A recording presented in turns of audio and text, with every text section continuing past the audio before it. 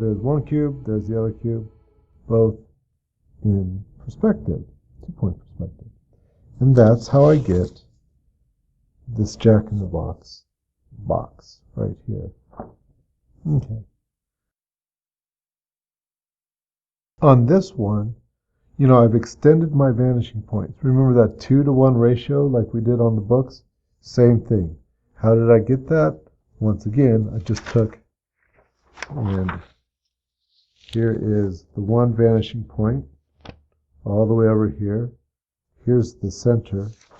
Here's another piece of paper, right over here, from the center to here. So in other words, 2 pieces of paper, that's my vanishing point, right? So it's twice as wide as it is tall. Okay. So anyway, so there's my vanishing points, a little bit extended. And so, I've just got my cube sort of sketched out here a little bit, working off my cheat, as you know. So I'm just going to take this corner back to the vanishing point right over here. Right? And I'll take this corner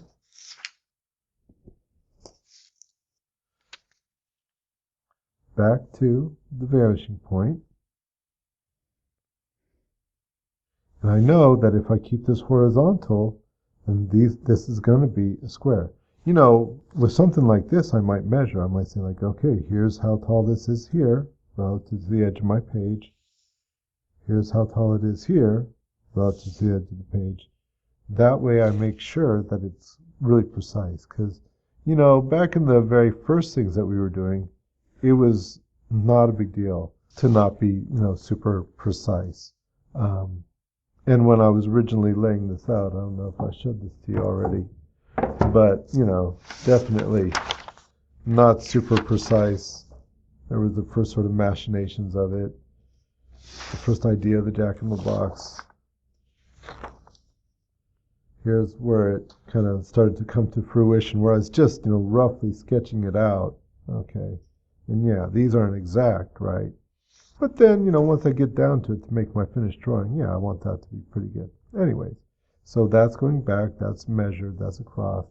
And so, just like before, if I go straight up, right, and straight up, and straight up,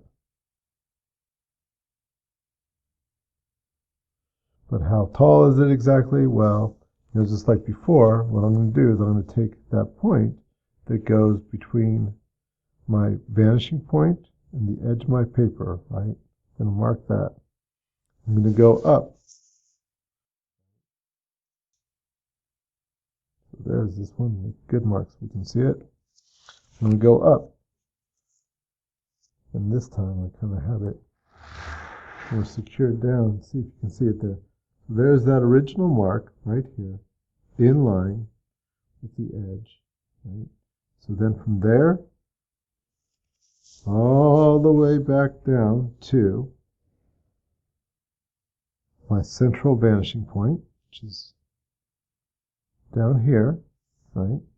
I'll make a mark. That's how long it needs to be, all that length right there. So I'll go up from my vanishing point. Whoa, and you can see all the way up here. That's where I've got it. You see, I've got this a little bit more planned out. Got my paper there already. And so I'm going to go from all the way up there to this corner, and where this dissects this, I'll know that's how tall it needs to be, right?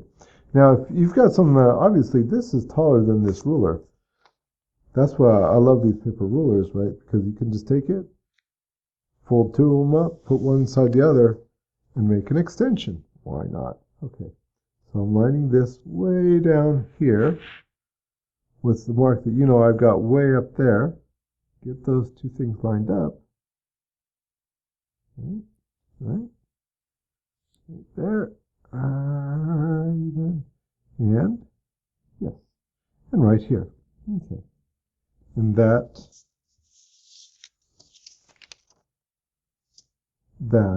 is where that intersected, so I know that's how tall it is. And the rest, is just what I was doing before. That is top. We're here to the vanishing point. Here's the top. Okay, so there's my cube for the Jack-in-the-Box. Now, I'm going to be drawing a lid on the Jack-in-the-Box, right? So I might draw through so that I can see where the edge of that is going to be, right? Okay. But I'll show you how to make the lid in the next tutorial.